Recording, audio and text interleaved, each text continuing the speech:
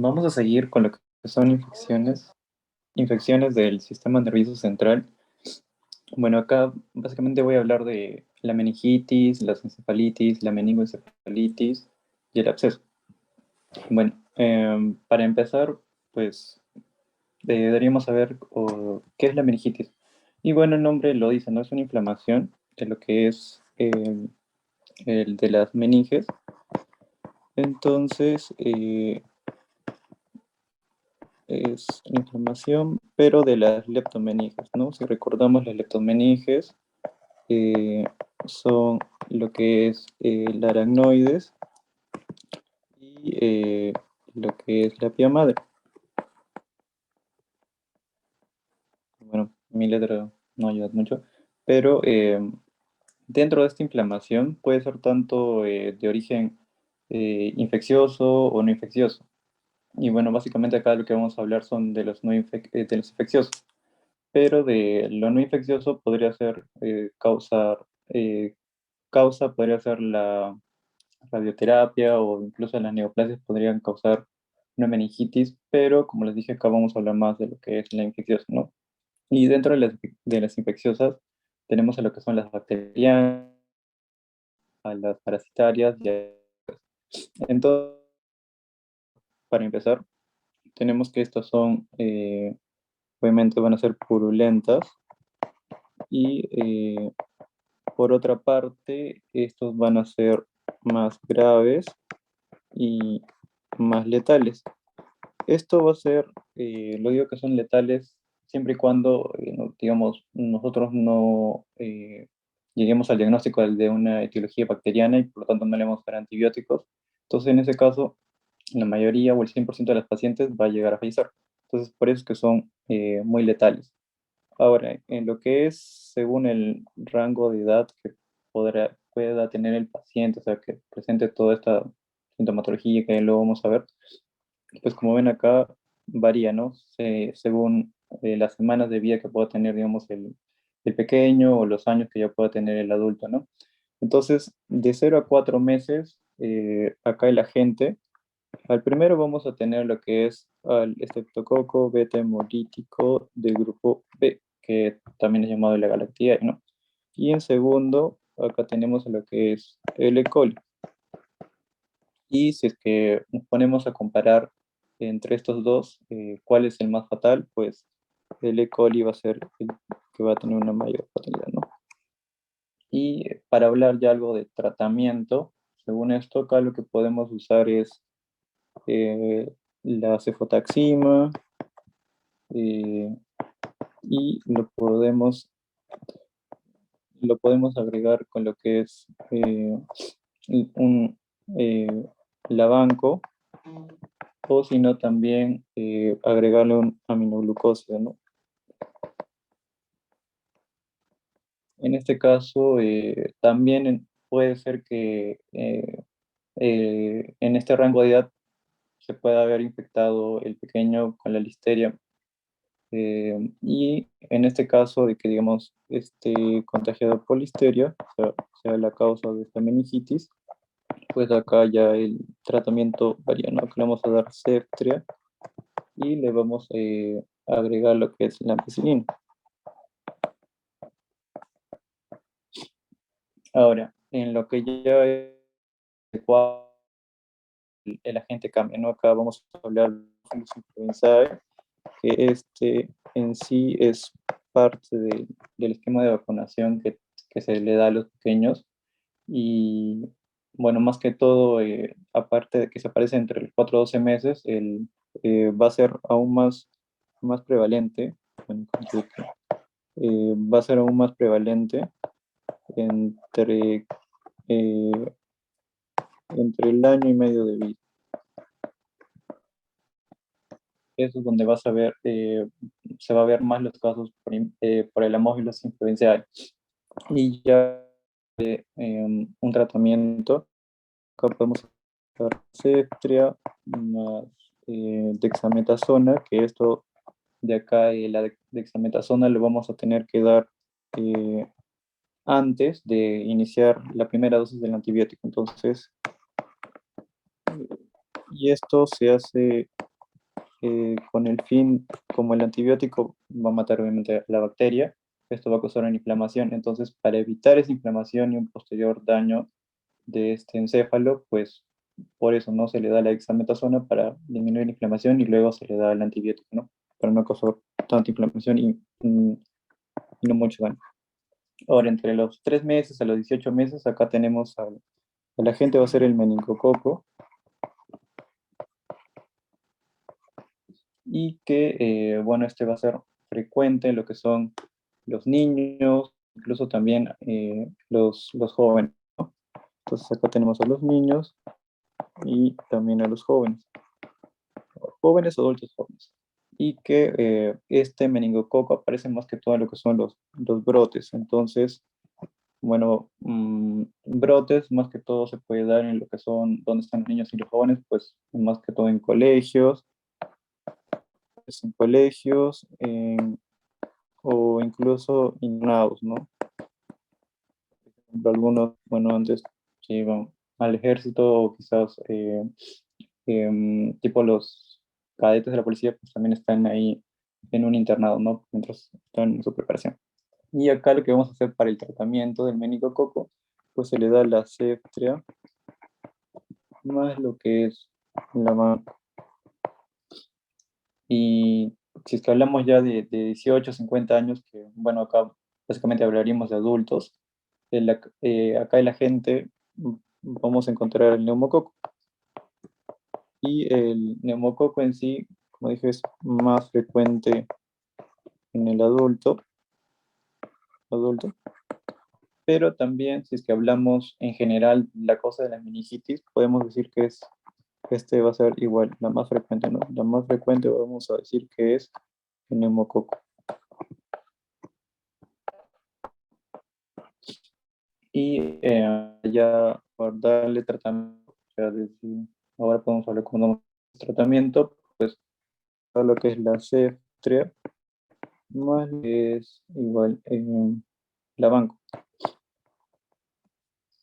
En el caso ya que sean mayores de 50 años, acá tenemos a la Listeria monocytogenes, que esto está más relacionado a lo que es pacientes inmunodeprimidos, eh,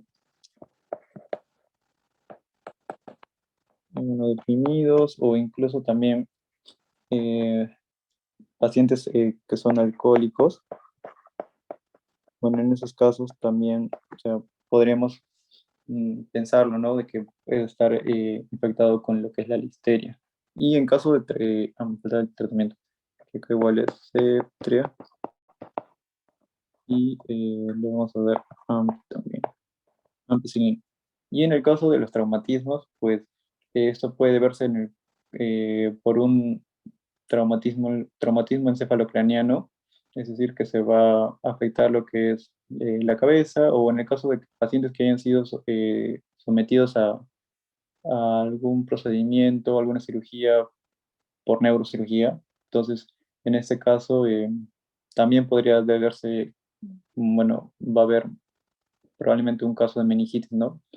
Y acá lo que vamos a poder ver es quizás a la pseudomona como un agente causante. Y acá lo que vamos a usar en lo que es traumatismos encefalocranianos, vamos a usar lo que es la banco, más lo que es la CETRA. Y en el caso de que sea el paciente postoperado, operado de neurocirugía, vamos a usar la banco más cefepime, que este es un antipseudemónico. Ahora, bueno, me salté este cuadro, que sí era importante saberlo para lo que es eh, la clínica, ¿no? Bueno, esto es lo que nos importa, los puntos 5, 6, 7, 8. Bueno, el 5 en sí habla de lo que todos meninges, pero como les dije, la inflamación o la meningitis es la inflamación de las dos que están más adheridas a lo que es el encéfalo, ¿no?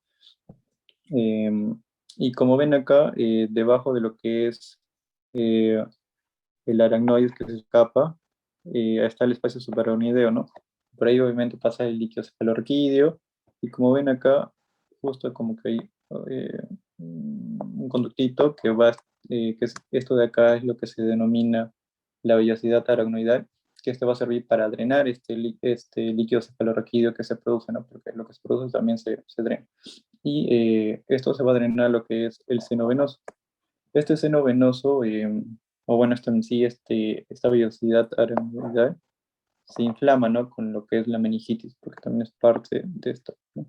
Y al inflamarse, esto va a impedir de que, de que no se drene el líquido cefalorraquídeo. Entonces, al no drenarse, va a haber una clínica de hipertensión endocraniana, ¿no? Que esto nos va a llevar, si es que no lo tratamos, se puede llevar incluso a que disminuya el sensorio o que, digamos, se puede igual, bueno, hacer un efecto de más y pueda desplazar, ¿no? Lo que es la línea media y causar más síntomas neurológicos.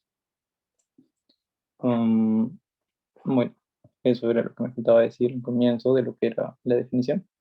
Y otro tipo de agentes también son los virales, pero a diferencia de los bacterianos, estos son de buen pronóstico.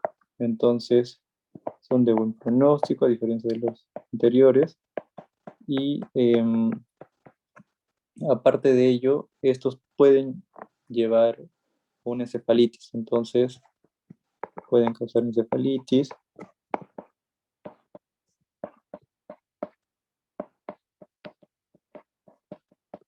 Y en los agentes que tenemos, pues acá podríamos hablar, el más frecuentes son los enterovirus y aparte, digamos, los más frecuentes en pediatría podríamos hablar del virus Coxsackie y al ecovirus, que estos son, como dije, más frecuentes, pero en pacientes pediátricos.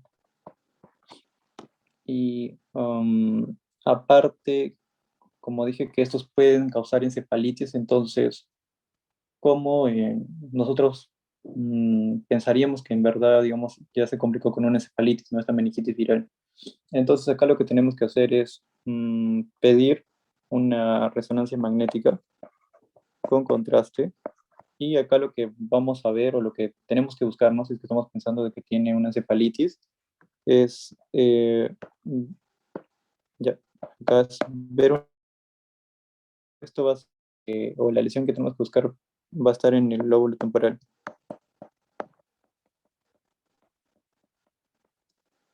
Y esto nos va a indicar, bueno, cuando hay una lesión en el lóbulo temporal deberíamos pensar que hay una infección o el agente es el virus herpes simple. Entonces, la resonancia magnética nos va a ayudar si nosotros estamos sospechando de que esto se haya complicado con una encefalitis, ¿no? Esta meningitis viral se complicó a la encefalitis, ¿no? Afectó ya lo que es el encéfalo. Y para hacer en sí el diagnóstico, el gol estándar que vamos a usar es el PCR. Lo que se hace con el COVID, pues lo mismo, ¿no? El PCR, para detectar lo que es este virus, bueno, este herpes. Y si es que hablamos de lo que son otros agentes como lo que son los parásitos, estos van a ser mucho más raros, pero acá vamos a tener a las amebas, ¿no? A las amebas de vida libre y que estas amebas podemos tener a la que es la cantamoeba y aparte también podremos tener lo que es a la Naegleria. Entonces, estas dos amebas podríamos tener, ¿no? Como agentes parasitarios. Pero como dije, son muy raros de que en verdad los encontremos, ¿no? Y si es que nosotros tomamos una muestra de lo que es el líquido cefalorraquídeo y encontramos demasiados hematíes, esto nos haría pensar, ¿no? De que el agente es un parásito. Entonces, sospechar ante un líquido cefalorraquídeo con demasiados hematíes.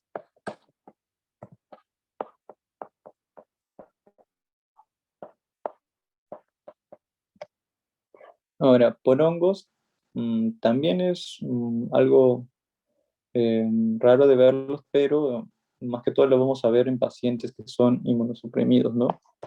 Entonces, en inmunosuprimidos lo vamos a encontrar Y acá el agente que vamos a ver es al criptococo. Este criptococo, al Neoformans, eh, bueno, no, eso suele estar relacionado con las palomas. Entonces, bueno, este criptococo afecta a los inmunosuprimidos, pero más que todo a los pacientes que ya están en estadio SIDA.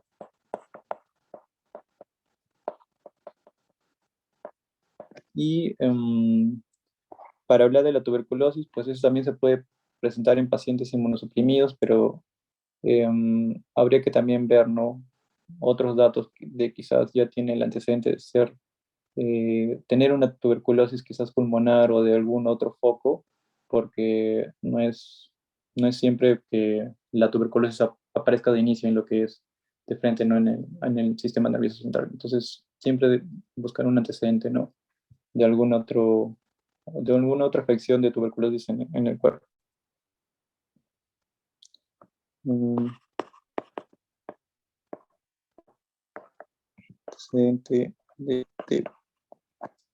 Mm, Y para hablar de lo que ya es la clínica, pues acá tenemos que ver, um, bueno, acá tenemos lo que es la fiebre alta, la cefalea, la alteración del sensorio, y los signos meningios, y incluso puede afectar lo que es los pares craneales, ¿no? En lo que es la fiebre alta, acá hay algunos datos que nos pueden, digamos, orientar si es que es bacteriana, si es que esta fiebre alta se presenta en menos de 3 días, si es que es quizás viral. Acá ya se va a presentar esta fiebre alta, se va a dar en más de 3 días, o sea, para 3 días o más para que aparezca esa fiebre alta. E incluso si es que quizás el paciente ya tenía un antecedente de lo que es un cuadro viral, pues eso también nos ayuda, ¿no? Para dar el diagnóstico. Y en caso de que sea, digamos, tuberculosis o sea por un hongo, estos de acá, pues van a ser, esta fiebre la van a tener por varias semanas, ¿no? O sea, una fiebre de semanas. Ahora, en lo que es la cefalea, pues esta cefalea va a ser causada por lo que es la hipertensión endocraniana, y las características de esta cefalea es que es pulsátil, además es bilateral, y que va a ser, esta cefalea va a ser de forma progresiva. Ahora, la alteración del sensorio, bueno, esto también se puede ver por lo que es la hipertensión endocraniana, o incluso en el caso de que ya esta meningitis, como dije, no solo ha afectado a las meninges, sino ya avanzó hacia lo que es el encéfalo, pues también puede ser por la encefalitis. Entonces también puede haber alteración del sensorio, ¿no?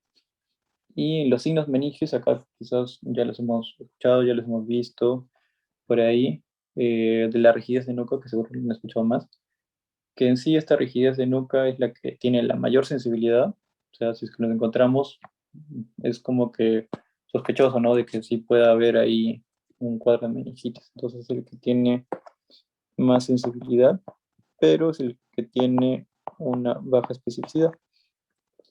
El que tiene más especificidad va a ser el que es especificidad.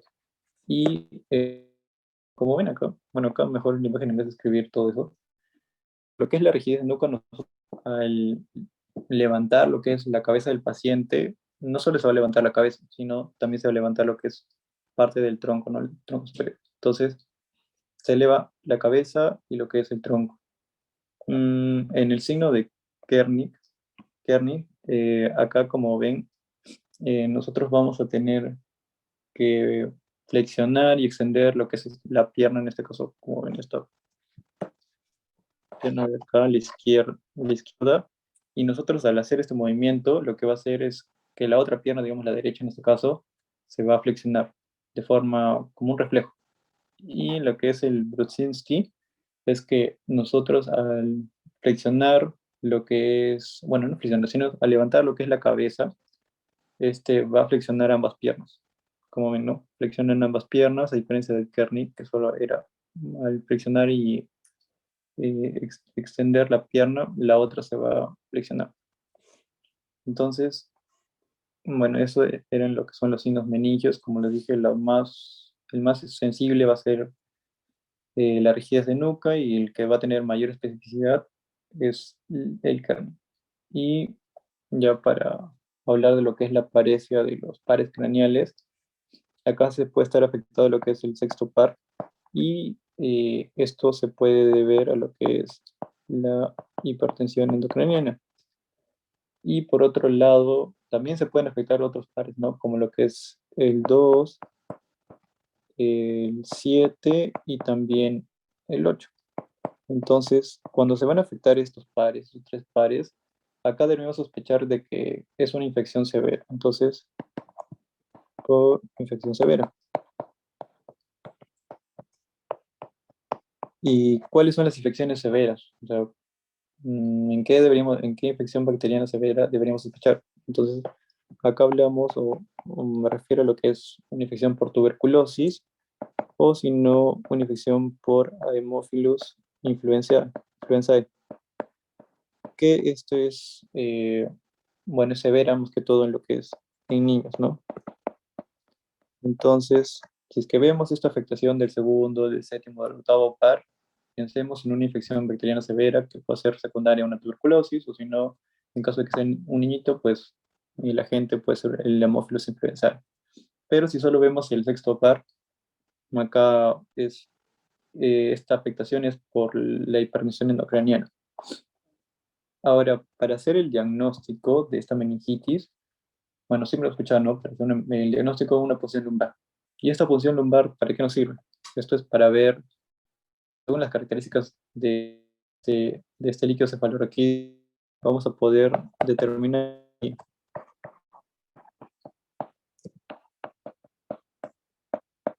y vamos a poder decir si es que es bacteriana, si es que quizás es viral, quizás es por tuberculosis, quizás es por un hongo, ¿no? Pero nosotros antes de funcionar, o sea, antes de tener la muestra de líquido cefalorraquídeo, deberíamos descartar que el paciente no tenga hipertensión endocraniana, que esto puede ser por el edema, por el edema cerebral, no por el edema, o habría que también descartar si es que el paciente no tiene una lesión ocupante de espacio con efecto de masa.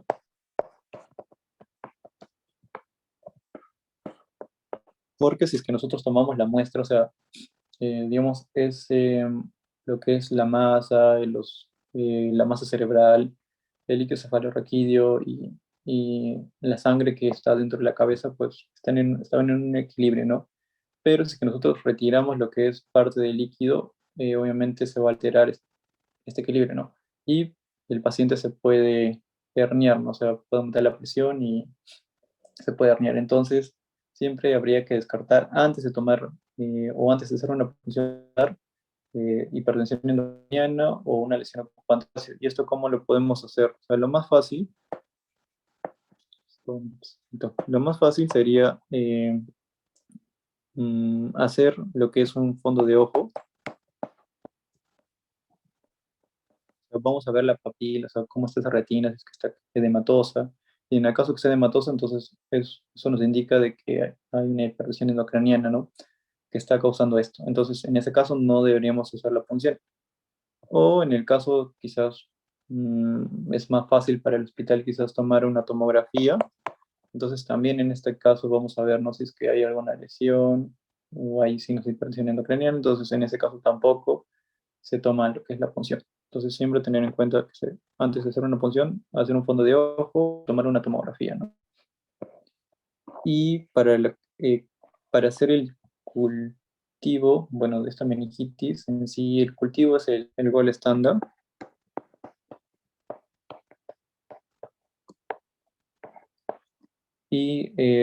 Pero lo malo de tomar un cultivo, o sea, los resultados suelen demorar 24 o 48 horas, ¿no? Entonces, demora 24 o 48. Y nosotros no podemos perder tiempo si es que estamos pensando que estás en una meningitis bacteriana, que si no se inicia a tiempo, o sea, lo más pronto el tratamiento, pues el paciente, como les dije, tiene riesgo de morir, ¿no? Entonces no es viable esperar el cultivo para iniciar el tratamiento, ¿no? Entonces, ¿para qué serviría el cultivo? Entonces, el cultivo nos va a servir solo para cambiar el antibiótico, ¿no? Quizás el, el antibiótico que nosotros estamos usando no es el adecuado, porque quizás es resistente, entonces no va a servir para cambiar el antibiótico, ¿no? O el plan terapéutico que teníamos. Y que es el pronóstico, bueno, que me equivoqué, no era esto, acá lo que puede pasar con una meningitis es, como les dije, ¿no? Que se pase de lo que es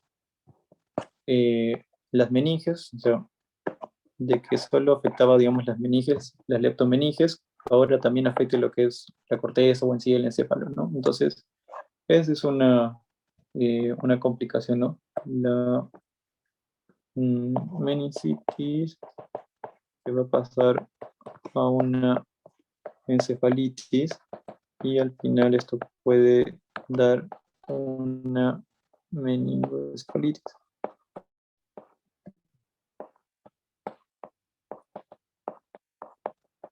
Entonces, esto es lo que puede pasarnos es que nosotros no tratamos la meningitis.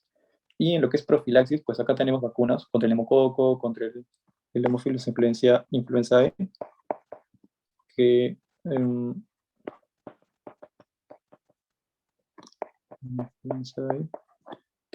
bueno, en esto, bueno, en el hemococo hemos escuchado que se pone en mayores de 65 años, o sea, en ancianos, en quizás personas con enfermedades crónicas tipo diabetes, que digamos lo que más hay, ¿no? Y incluso pacientes inmunosuprimidos.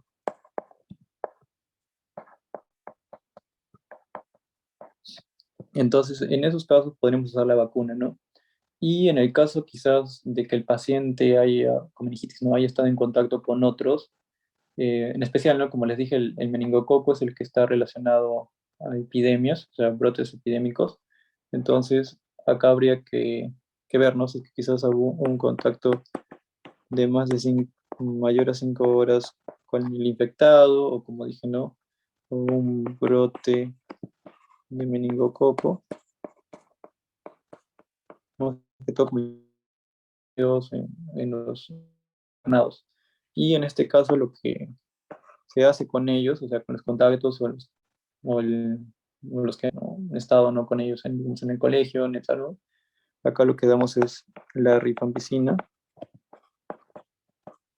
y también podríamos usar lo que es el ciprofloxacin. Y ¿cuánto lo tenemos que dar? Pues esto se da en 2 dosis. O sea, se le da 2 dosis de rifampicina o si no 2 dosis de ciprofloxacino para evitar que haga meningitis, ¿no? En los casos. Mm, ya. Y ahora para hablar de encefalitis, que era digamos, podría ser una complicación de la meningitis, pero también podría ser en el caso que sea solo una encefalitis pura, o sea, que no esté afectada a las meninges. En este caso vamos a hablar de que la encefalitis en sí es una inflamación de lo que es el parénquima cerebral del encéfalo, ¿no? Inflamación del encéfalo.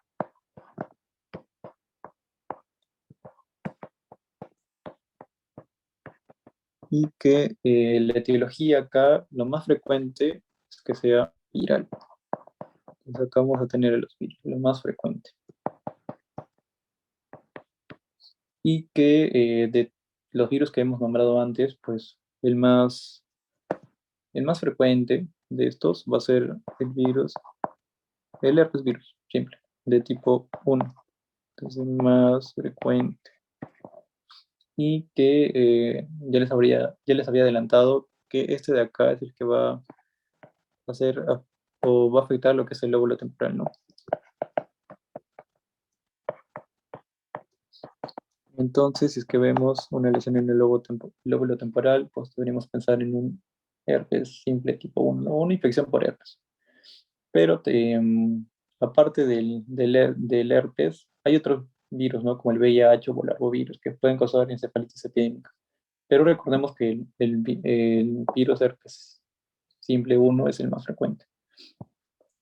Y en lo que es la clínica, pues acá vamos a tener lo que es la fiebre.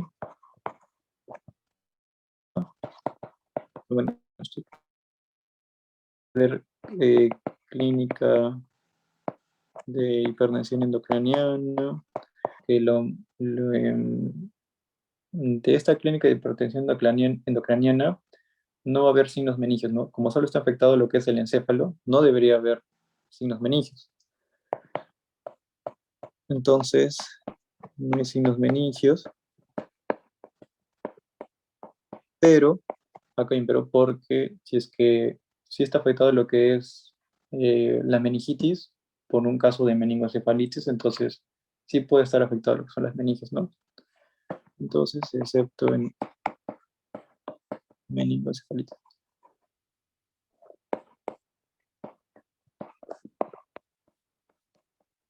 Solo en ese caso podría haber afectación de signos meningios, ¿no? Y aparte también los signos de focalización o de crisis convulsiva, ¿no? Porque como ya está afectando lo que es el encéfalo en sí, entonces puede haber alguna alteración, parte del encéfalo que se está dando, como ya se habló ayer, la parte de introducción, pues digamos el occipital de la visión, pues ha afectado esa parte de la visión, si es que está afectada, o sea, por la encefalitis, por ejemplo, ¿no?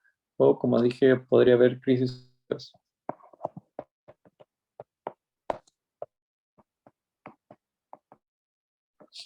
Ya.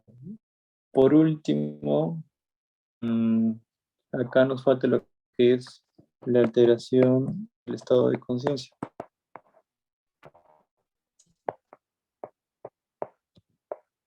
Conciencia con eso, no solo con conciencia. Y que esto puede ir desde el estupor hasta el coma, puede variar. Y para hacer el diagnóstico de esta encefalitis, lo que tenemos que hacer, bueno, el gold estándar es el PCR, ¿no? Es el gold estándar, el PCR del líquido cefalorraquídeo, ¿no? Que acá vamos a tener que, bueno, encontrar lo que es el herpes, ¿no? El herpes o tipo. Y en el caso de que nosotros tomemos una muestra de lo que es líquido cefalorraquídeo viral, pues acá lo que se va a encontrar es elevado lo que son los linfocitos, siempre se elevan los linfocitos, que es viral. Las proteínas también están elevadas, pero la glucosa está normal, porque, bueno, a diferencia, ¿no?, de las bacterias, los virus no utilizan la glucosa, entonces se va a encontrar en rangos normales, ¿no? Y en lo que es, eh, también podríamos usar lo que es la tomografía o la resonancia, ¿no? Y en este caso, vuelvo a repetir, y bueno, quizás acá también, y bueno, acá está la imagen, como dije, ¿no? Acá lo que vamos a encontrar es una afectación del lóbulo temporal, y si encontramos una lesión en el lóbulo temporal, pues deberíamos pensar en por herpes, ¿no? Entonces, acá vamos a encontrar, bueno, lesión lóbulo temporal. Y si es que encontramos esta lesión en ambos lóbulos, esto es aún más específico de que sea por una infección por herpes, ¿no? Entonces es más específico si es bilateral. Entonces acá hay otro dato, ¿no? Si es bilateral es mucho más específico, ¿no?, que encontrarlo solo en un solo lado. Y para lo que es el pronóstico, acá se habla de que el 40% de estos pacientes que cursan con encefalitis van a tener secuelas. Y que estas secuelas van a ocurrir con mayor probabilidad si es que, digamos, el paciente era de mayor edad un paciente anciano, digamos, si es que en este caso lo que es viral, igual no se le dio el tratamiento, que bueno, más adelante lo vamos a ver qué es lo que se le da. Hay un retraso en lo que es el inicio del tratamiento, o el otro es que, digamos, el paciente haya tenido una mayor afectación del estado de conciencia, mayor afectación de la conciencia. Entonces, esto, ¿no? Siempre tener en cuenta la mayor edad, si es que no iniciamos a tiempo el tratamiento y si es que hubo una mayor alteración de conciencia, es decir, su Glasgow estaba bajando, estaba en picada, pues en este caso la probabilidad de que tenga secuelas es mayor, ¿no? Mm, entonces, bueno, me faltaba decir, ¿no? Entonces que esto de acá, el virus herpes simple 1 es el más frecuente, ¿no? Y siempre lo que es en los lóbulos temporales. Mm, y para hablar de lo que es meningocefalitis, pues acá, como les dije, de la meningitis puede pasar también a afectar lo que es el encéfalo, ¿no? Entonces, por eso la meningocefalitis, como que está algo conectado en secuencia, si es que no se trata a tiempo, obviamente, ¿no? Y se deja que siga el cuadro, el curso natural.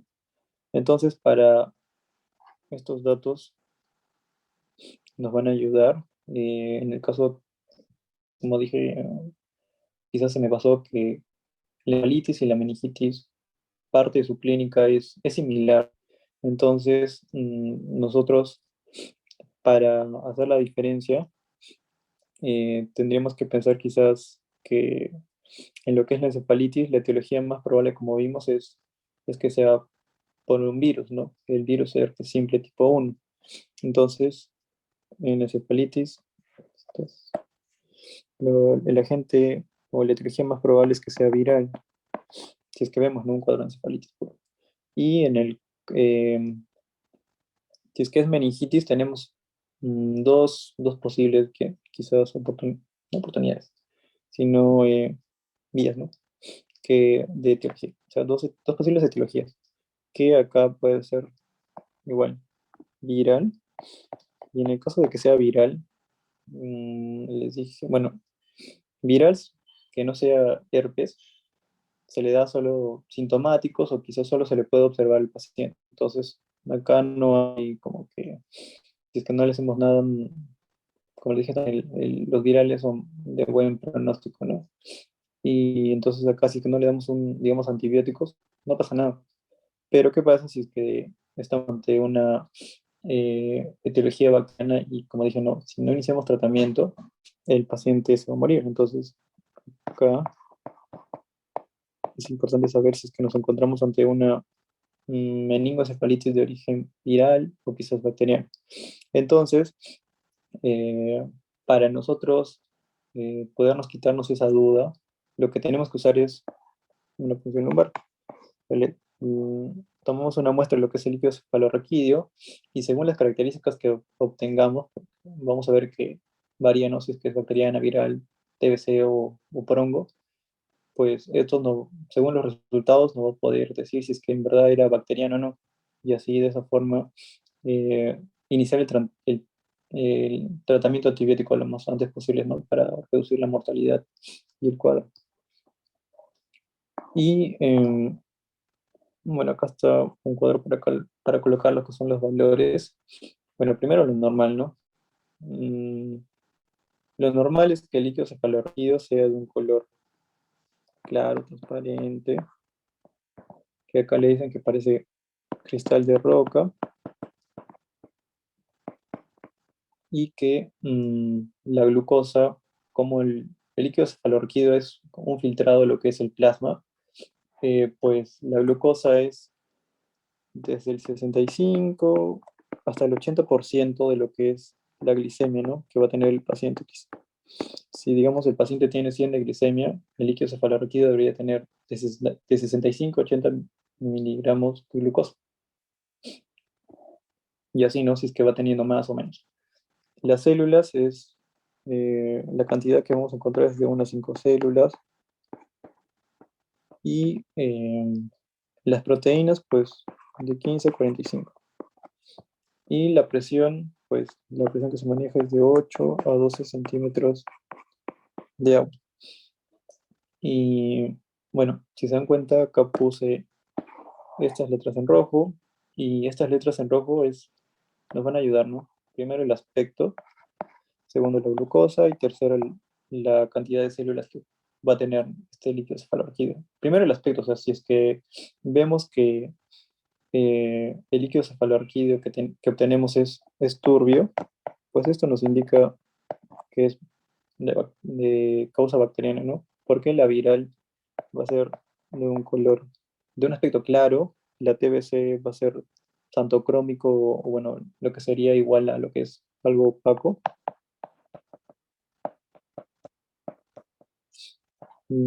opaco, y igual en lo que es por hongos, ¿no?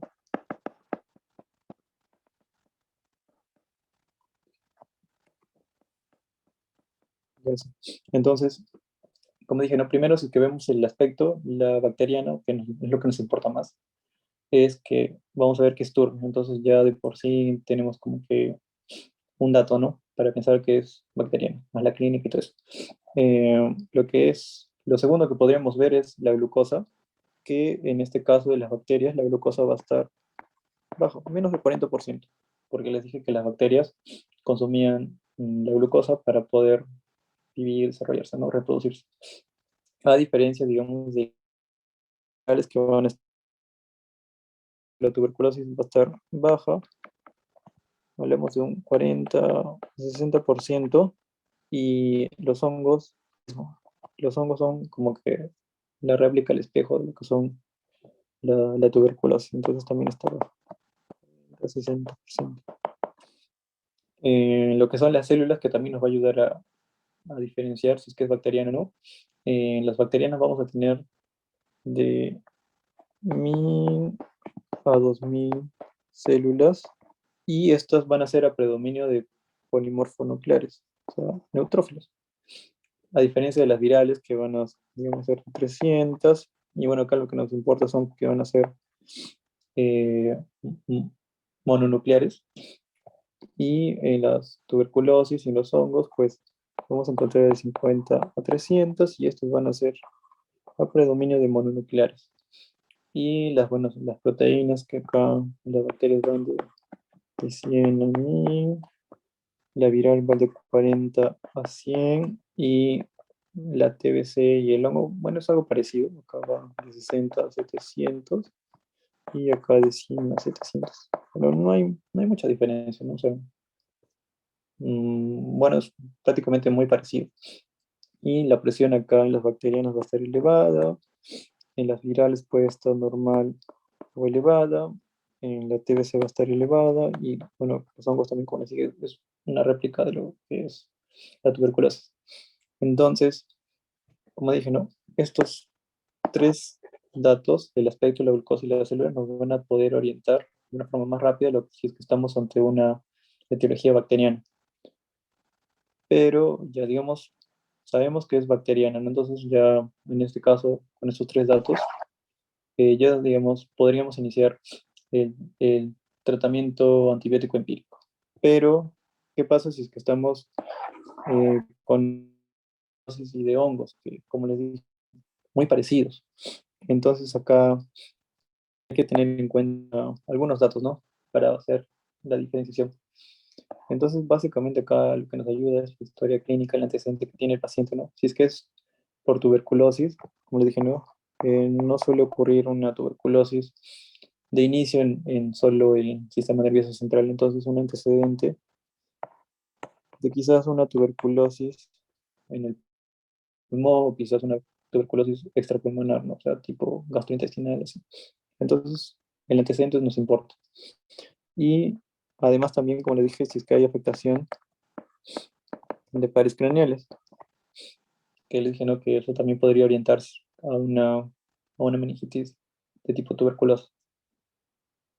Y en el caso de lo que son pacientes que estén infectados por hongos, o sea, como el criptococo, pues acá es importante, como les dije al comienzo, saber si es que el paciente está en estadio cianosis. O sea, vamos a preguntar o quizás hacerles exámenes para ver si es que mm, está en estadio C o quizás está inmunodeprimido.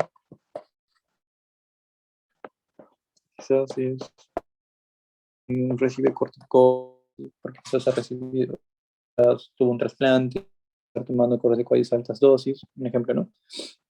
Y como les dije en el cuadro, una vez que detectemos que es bacteriana, la etiología siempre se inicia lo más pronto posible el antibiótico empírico.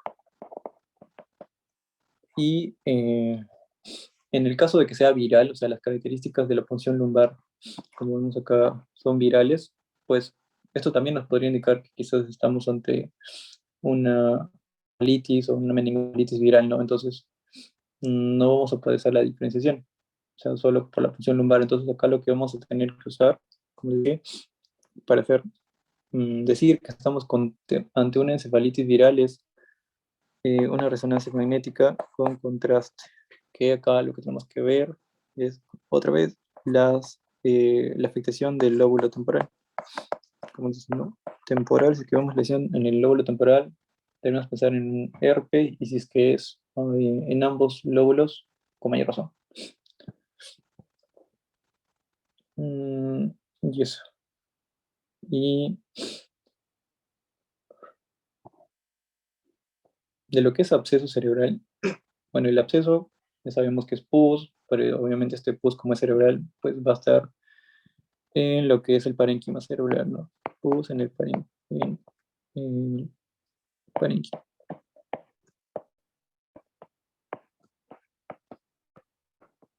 Y en lo que es la etiología mm, de este absceso, pues acá tenemos que se puede hacer por contigüidad. Eh, También podría ser por una diseminación hematógena, es decir, desde algún foco lejano. La contigüidad obviamente es algo más cercano. Y también podría ser en el caso de que sea eh, post-trauma, con algún accidente, o que sea post-cirugía, ¿no? Post-neurocirugía, o sea, que haya sido operado por ahí, por el servicio de neurocirugía.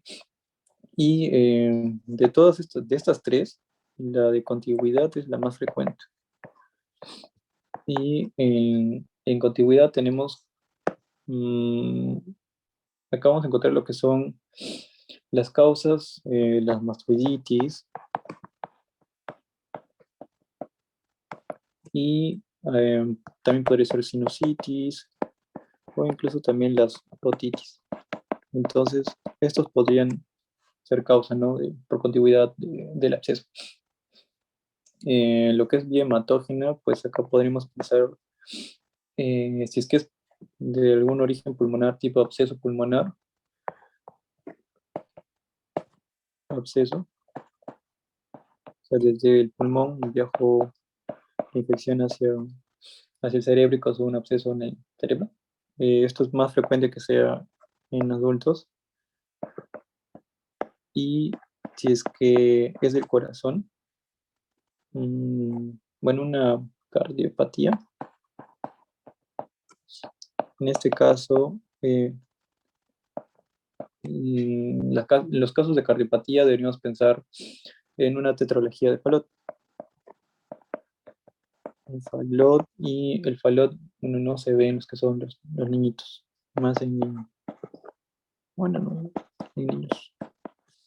Y si es que es de poscirugía o post-trauma, pues acá tenemos que pensar, ¿no?, que el paciente tuvo un TEC, un traumatismo encefalocraniano, o quizás una fractura del base de cráneo, ¿no? Que como también los senos están cerca de lo que es a la base del cráneo, o sea, el esfenoidal, el humedal y ellos. Entonces puede haber una migración, ¿no? De igual de eso, de de la flora de ese nivel, que pueda migrar hacia el encéfalo y provocar el absceso. Y en lo que es la microbiología, pues acá, si es que es de lo que es el aparato otorrinolaringológico, o sea, la nariz, la garganta, ¿no? La laringe, pues acá que vamos a encontrar más, o sea, la flora que son los estreptococos. El estreptococo también podemos encontrar los que son anaerobios y en el caso que el paciente sea por TEC, por neurocirugía, que quizás haya estado en UCI o el foco hematógeno, o sea, de alguna zona lejana, esto podría ser, el agente podría ser un estafilococo aureus. Si es que tiene un shunt ventrículo peritoneal, es decir, que tenga una hidrocefalia y que le hayan colocado, ¿no? O sea, su catéter desde el ventrículo y que va a drenar hacia el peritoneo, pues en lo que son esos casos por catéter, pues acá deberíamos pensar en un estafilococo epidermidis, que es parte de la flora de la piel, ¿no? Y por eso se puede infectar. Y si es que hablamos de pacientes de UCI también o neurocirugía, a diferencia de los que nombré arriba, también podría ser el caso de la pseudomonas. Entonces, también, ¿no? Pseudomonas. Y si es que se contaminó con un fecalito, o sea, mientras tuvo un TEC, pues el E. coli es el que forma parte de lo que es las heces, ¿no? Entonces, podría ser que también podríamos pensar en eso, ¿no? En esa gente. Y en lo que es la clínica, bueno, acá es importante saber que este absceso va a causar lo que es una impartición endocraniana, como vimos igual en los anteriores, y acá de la hipertensión lo que va a resaltar es la cefalea, ¿no?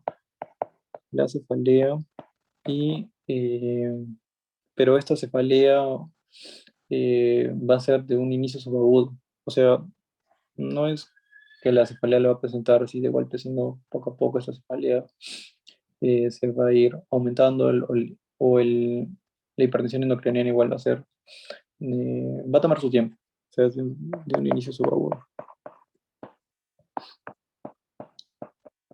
Y aparte de esta hipertensión endocraniana, también como es un absceso, suele haber picos y picos de fiebre, o sea, lo vamos a ver algo así, ¿no? O sea, todo está normal, dentro de lo normal, momentos más de 39, por ejemplo, de fiebre, y así está, ¿no? Variando en el transcurso de las horas del día. Y como también hay una afectación de lo que es el cerebro por este absceso, también puede haber signos de focalización, o también podría haber lo que son crisis convulsivas. También puede haber. Y mm, pero, estos tres de acá, no siempre están juntos, o sea, no siempre lo vamos a encontrar en todos los pacientes con absceso, lo vamos a encontrar, no, o sea, vamos a encontrar hipertensión endocraniana, picos de fiebre, vocalización con o sin convulsiones. Entonces, esto solo lo vamos a ver en el 50% de los casos. O sea, la mitad de los pacientes van a tener esta clínica típica. Para hacer el diagnóstico, como acá se ve en la imagen, bueno, esto de acá son tomografías y como ven acá, bueno, en vez de escribirlo, para verlo más, bueno, acá no se ve mucho, pero acá hay una lesión, ¿no? Circular, acá hay algo de bordes y acá se ve algo hipodenso. Mm, acá en cambio que ya está con el contraste, acá se ve, ¿no? De que todo esto de acá es hipodenso, negrito, y esto alrededor, que es el anillo, que, bueno, todo esto de acá, ¿sí? Todo esto ahí, espero que se ve. Eso blanco es el anillo, ¿no? Que va a captar el contraste. Entonces, la lesión típica del absceso es una lesión hipodensa que resalta, o bueno, con un anillo que capta contraste, ¿no? Y en la resonancia magnética, bueno, acá también se ve. Esto negrito de acá que está alrededor, todo eso de ahí, es, es líquido, es un edema vasogénico por el absceso cerebral. Y acá también se ve en esta resonancia, como ven, bueno, todo esto blanquito, todo de acá lo blanquito, es el edema vasogénico, ¿no? Y esto de acá, el circulito de acá, es, el, es el, el absceso. Y en el caso que, bueno, esto acá no, lesión hipodensa, más anillo hiperdenso. ¿Ya? Esto es la lesión típica. Y en el caso que, digamos, la lesión esté en un estadio de cerebritis, porque la cerebritis es, o sea, antes de que se forme en sí el, el absceso, primero se afecta lo que es alrededor de donde va a estar el absceso, se inflama, ¿no? El cerebro, hay una cerebritis, y eso es el estadio inicial. Y luego ya evoluciona, ¿no? A la colección purulenta, que es en sí el absceso. Entonces, si es que nosotros estamos ante el estadio de cerebritis o estadio de fases tempranas adecuado, sería hacer tomar una que esto es lo más sensible, lo más sensible para la cerebritis. Y en el caso de que tengamos duda, por ejemplo, porque esta lesión de acá, esta lesión, esta lesión de acá, esta lesión de acá, esta lesión de acá, que es absceso, no solo era típica, perdón, del absceso. También hay otras lesiones como tipo una metástasis que da de esta misma lesión. Entonces, mm, hay esta duda, ¿no? Entonces, la resonancia magnética en lo que es difusión nos va a servir para estos casos de duda. Y lo que vamos a ver acá, esta era la difusión. Esta de acá es la difusión y como ven, en la difusión el absceso se ve hiper intenso, ¿no? Entonces, este restringe la difusión, el absceso restringe la difusión. Entonces se va a ver blanquito. Entonces, como dije, la resonancia magnética de difusión es en casos de duda.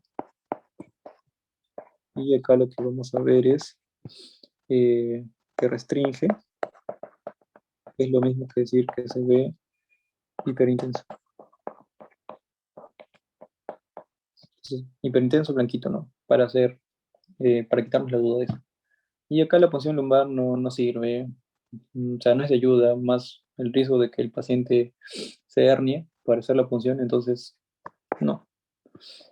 Y las secuelas que pueda tener ya el paciente por este absceso, pues puede ser la hemiparesia o incluso también las crisis convulsivas, que esas crisis convulsivas eh, sean persistentes, ¿no?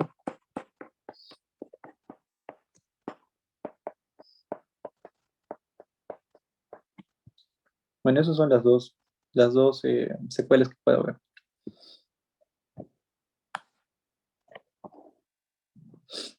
Y ya, esto del tratamiento ya es algo más cortito, bueno, diferente del otro, ya es decir, el tratamiento según la etiología, ¿no? Si es que, como le dije, si es que es herpética, lo único que nos importa en los virus son los herpes, acá se le da aciclovir. Aciclovir endovenoso.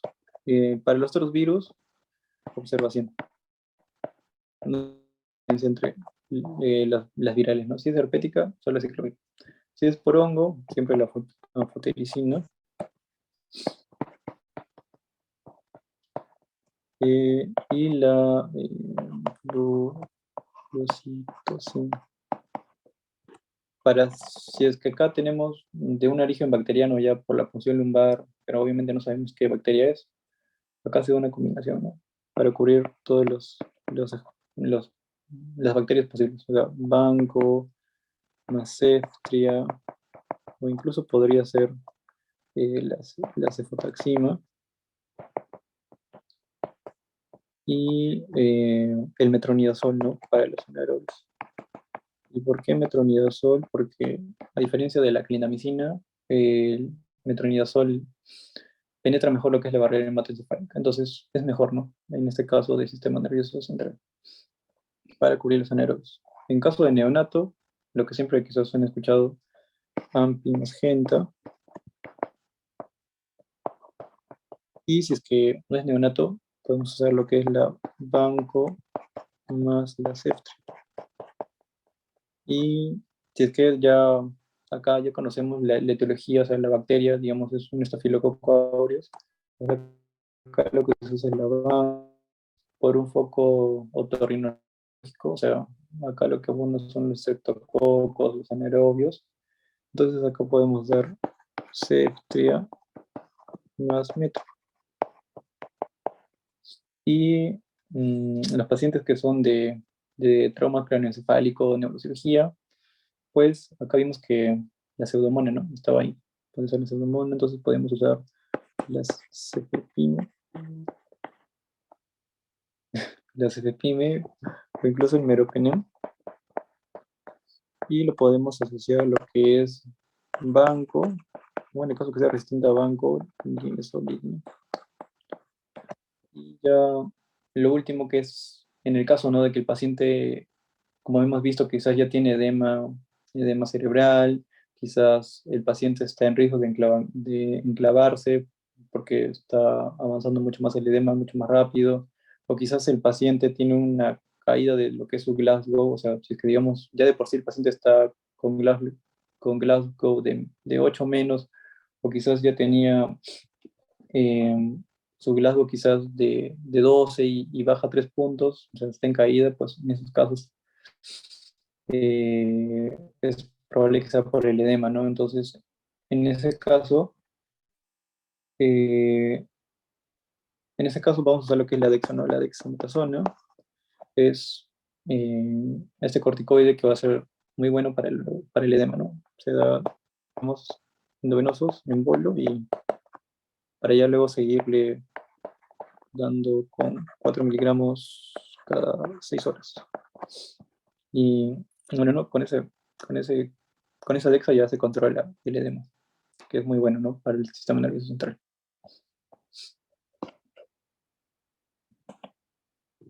Y ya, bueno, eso era sí lo que es infecciones del sistema nervioso central, como vimos. La meningitis siempre, la inflamación de las meninges, acá siempre varía lo que es la etiología según el rango de edad. Le dije, como siempre, la viral son de buen pronóstico, más que todo si vemos enterovirus, que es lo más frecuente, que acá está, que enterovirus es lo más frecuente, el gol estándar para los virus, el PCR, y si es que vemos lesión en el lobo lateral, virus herpes simple, que es lo más importante de ello, ah, perdón, la rigidez de nuca, que es lo más sensible que vamos a ver en meningitis, pero lo más específico, el Kernig, que es lo que nos ayuda. La punción lumbar, siempre saber que es bueno, ¿no? Descartar lo que es la lesión ocupante de espacio o la hipertensión endocraniana, que eso es importante antes de hacer la punción. Y eh, para lo que es la encefalitis, como dije, lo más frecuente es los herpes, ¿no? Virus herpes, la lesión temporal, la lesión en el lóbulo temporal.